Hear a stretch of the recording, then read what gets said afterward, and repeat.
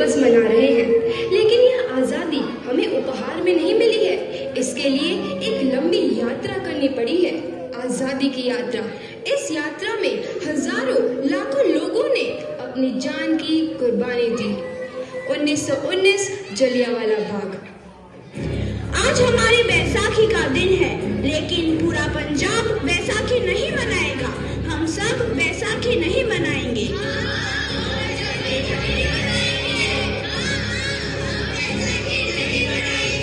जब तक हम अंग्रेजों को भारत से बाहर नहीं निकाल देते, पूरा पंजाब बैसाखी नहीं मनाएगा। अच्छा, तो तुम सब हमारा विरोध करता है, भाग जाओ यहाँ से। इसका अंजाम बहुत ही बुरा होगा। हम नहीं जाएंगे, तुम लोग जाओगे। हमें नहीं, तुमको भारत से भागना होगा। Soldiers fire!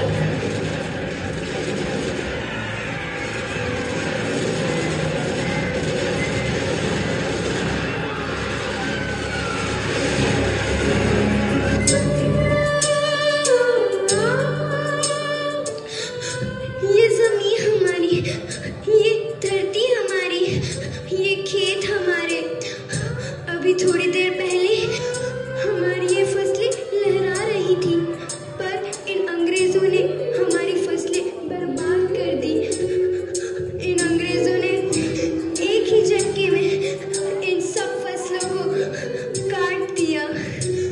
अंग्रेजों, तुम्हारे इस अत्याचार से हम डरेंगे नहीं। इस अत्याचार का बदला लेकर रहेंगे। हम आजादी लेकर रहेंगे। जलियांवाला बाग हर हिंदुस्तानी की आंख नम कर गया। इस कांड में कितने मासूमों की आहुति चढ़ गई। इतनी हैवानियत से इंसानियत कत्ल कर दी गई। जलियांवाला बाग के हत्याकांड ने आजादी की आग में घी देने का काम किया। मासूम औरतों, बच्चों की दर्द भरी चीखें और सिसकियां इनकलाब का गूंज बनकर उभरी।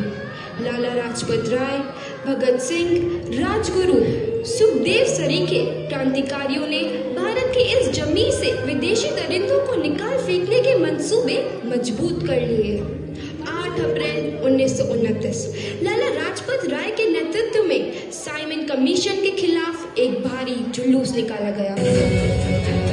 Simon commission, Simon commission, Simon commission, Simon commission, Simon commission, Simon commission, Simon commission, Simon commission, Simon commission.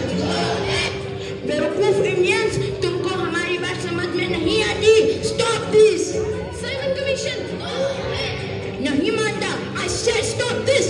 लाला जी, आप आगे बढ़ो, हम आपके साथ हैं। लाला जी, संघर्ष करो, हम आपके साथ हैं।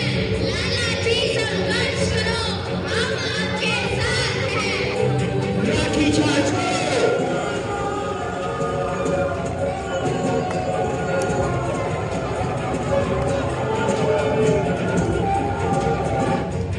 अरे लाला जी को तो बहुत गहरी चोट लगी है, उनका सर फट गया है। मेरे शरीर में लगी एक एक लाठी अंग्रेजी सरकार के कफन में कील का काम करेगी। ये आजादी की लड़ाई रुकनी नहीं चाहिए।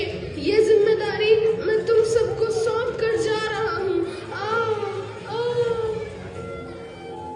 लाला लाजपत राय की दर्दनाक मौत के बाद भगत सिंह, सुखदेव, राजगुरु वतन के इन मतवालों के खून में ऐसा उबाल आया जिसका सामना करना अंग्रेजी सरकार के लिए मुश्किल हो गया।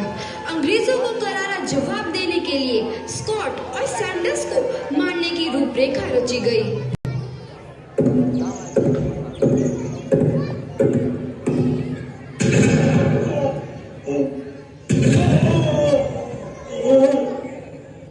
सैंडर्स मारा गया।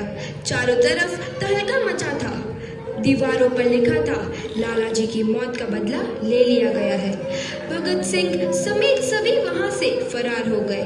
8 अप्रैल 1929 दिल्ली में ब्रिटिश सरकार की सेंट्रल लेजिस्लेटिव असेंबली की बैठक में 2 बम धमाके की आवाज सुनाई दी।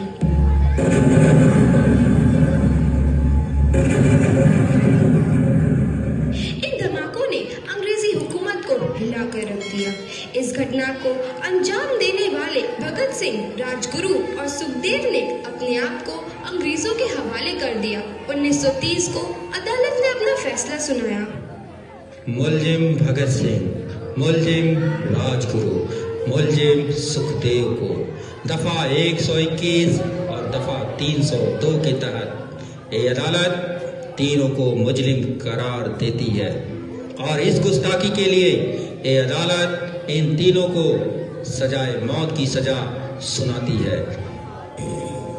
सरफरोशी की तमन्ना अब हमारे दिल में है, देखना है जोर कितना बाजुए कातिल में है।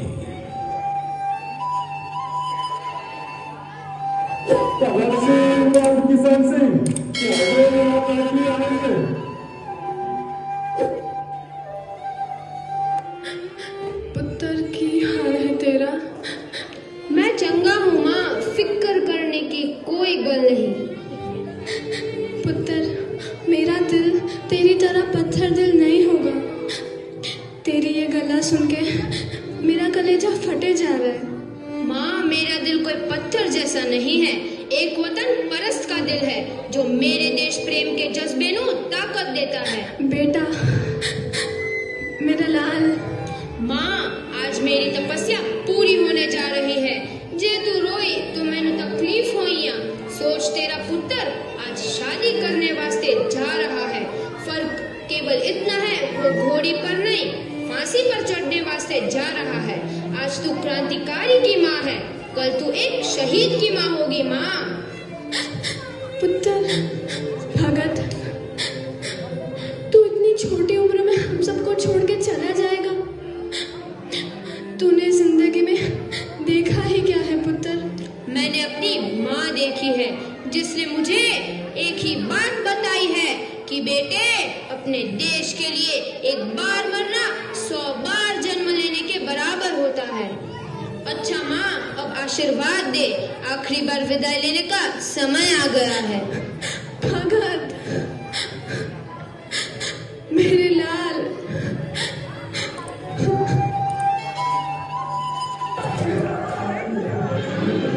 भगत सिंह, तुम्हारी कोई आखिरी ख्वाहिश? हमारे हाथ खोल दिए जाए।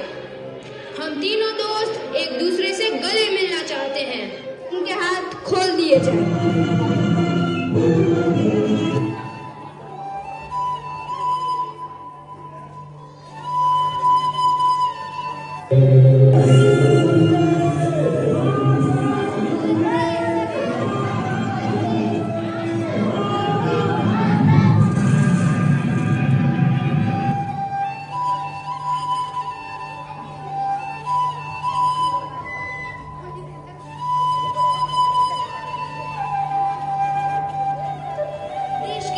नौजवान के मन में आजादी की नई उमंग हिलोरे लेने लगी।